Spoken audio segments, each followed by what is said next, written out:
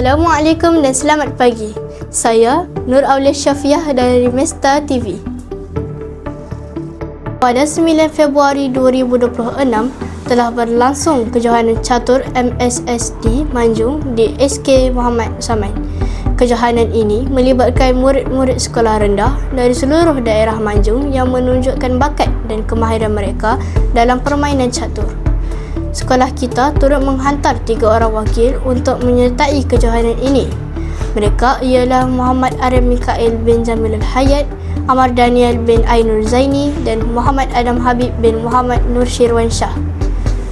Sepanjang kejohanan berlangsung, para peserta menunjukkan semangat kesukanan yang tinggi serta berusaha bersungguh-sungguh untuk memberikan saingan terbaik. Walaupun pertandingan ini mencabar, mereka tetap bermain dengan penuh fokus dan strategi. Kejohanan ini bukan sahaja menguji kemahiran berfikir dan strategi para peserta, malah ia memberi peluang kepada murid untuk menimba pengalaman serta meningkatkan keyakinan diri. Semoga pengalaman penyertai kejohanan ini dapat menjadi motivasi kepada para peserta untuk terus berusaha dan mencapai kejayaan pada masa akan datang. Mari kita saksikan klip ini.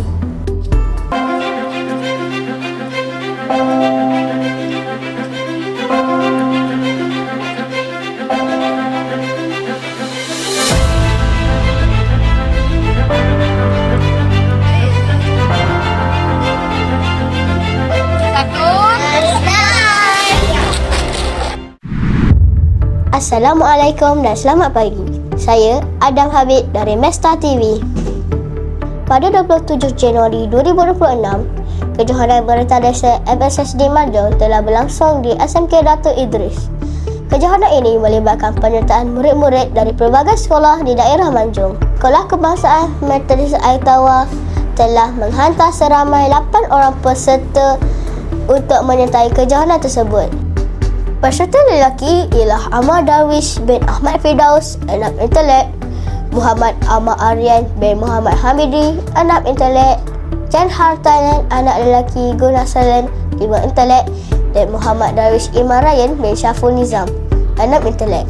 Manakala peserta perempuan ialah Nur Aina Humairah Damia binti Muhammad Daniel, 6 dinamik, Kira Syika, anak perempuan Sarah Babu, 6 bestari, Nur Zafira Erina binti Muhammad Nur Izwan, 6 intelek, dan Nur Nailah Al-Farafishah binti Amir Faiz, 5 intelek.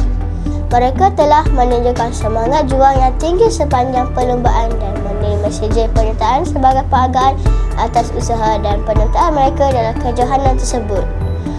Penyertaan ini memberi pengalaman berharga kepada murid serta menggalakkan mereka untuk terus aktif dalam bidang sukan pada masa hadapan. Sekian, terima kasih. Good morning, I'm Cardigan from Mesta TV. On 12 February 2026, our school held the annual sports day with great excitement. Many students took part in various sports events. Among the events held were 50-meter, 80-meter and 100-meter races, as well as 4x50-meter, 4x100-meter and 4x200-meter relay races.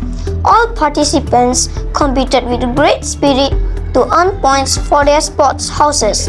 There was also a special event for parents, which was a men's and women's tug of war. This event was very fun and received loud cheers from the audience. For the overall results, the Red House became the overall champion. The Yellow House won second place, while the Purple House finished in third place.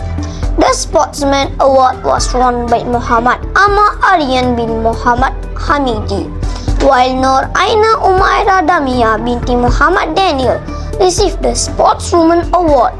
The Best Young Sportsman Rising Star Award went to Jan Hardanan, son of Guna Silan, and Nur Naila Al-Farafisha binti Amir Faiz received the Best Young Sportswoman Rising Star Award. The sports day ended successfully and the students were happy to participate in the exciting school event. Now, let's take a look at some of the highlights from our sports day.